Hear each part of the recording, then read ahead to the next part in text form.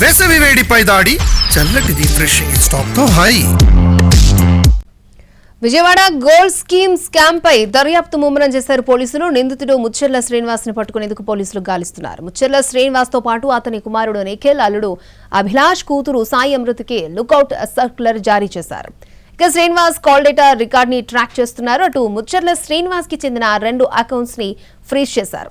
అటు శ్రీనివాస్ ఇంటిలో సోదాలు నిర్వహించడానికి సెర్చ్ వారెంట్ పిటిషన్ దాఖలు చేశారు.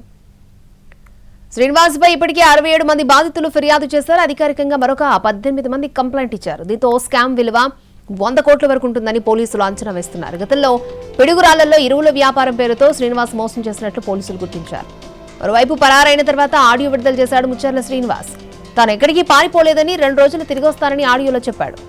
అప్పులు చేసిన మాట వాస్తవమే అన్న శ్రీనివాస్ 2 రోజుల్లో వచ్చి క్లియర్ చేస్తాను అన్నాడు.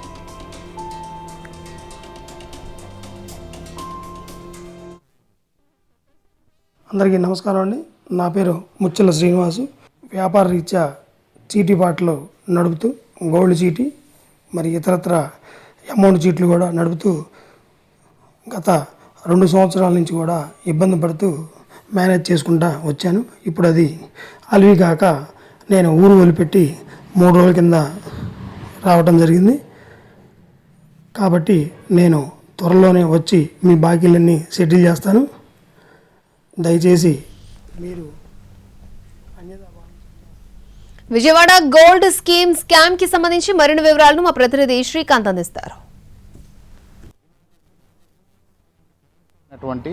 గోల్డ్ స్కీమ్ స్కామ్కు సంబంధించి నిందితుడు ముచ్చెర్ల శ్రీనివాస్ను పట్టుకోవడానికి పోలీసులు అయితే గాలింపు చర్యలు ముమ్మరం చేశారు. ఎందుకంటే ఈ స్కామ్కు సంబంధించి ఇప్పటివరకు 18 మంది ఫిర్యాదు అయితే పోలీస్ స్టేషన్లో చేశారు. ఒక్కొక్కళ్ళ నుంచి లక్షల రూపాయలు వసూలు చేసినట్టుగా కూడా ఫిర్యాదులు అయితే వస్తున్న నేపథ్యంలో నెల గోల్డ్కు సంబంధించి డబ్బులు కట్టించుకొని ఆ స్కీమ్ పూర్తయిన తర్వాత బంగారాన్ని ఇస్తానని చెప్పినటువంటి ముచ్చెర్ల శ్రీనివాస్ ప్రస్తుతం పరారయ్యాడు. హైదరాబాద్లో మకాం పెట్టి మంత్రాలు జరుపుకున్నట్టుగైతే పోలీసులకు కూడా ఇప్పటివరకు సమాచారం అందుతుంది. అధికారికంగా 18 మంది ఫిర్యాదులు ఇచ్చినప్పటికీ కూడా బాధితుల సంఖ్య మరొక 60 మందికి పైగా ఉండే అవకాశాలు ఉన్నట్టుగా ప్రస్తుతం పోలీసులు అయితే అంచనా వేస్తున్నారు. ఈ నేపథ్యంలో ఈ స్కామ్ సుమారు 50 కోట్ల వరకు కూడా ఉంటుందని ఒక అంచనా కూడా వేస్తున్న నేపథ్యంలో ముచ్చెర్ల శ్రీనివాస్ దేశం వదిలి వెళ్ళిపోకుండా ఉండటానికి పోలీసులు అయితే ఇప్పటికే లుకౌట్ సర్క్యులర్ జారీ చేశారు.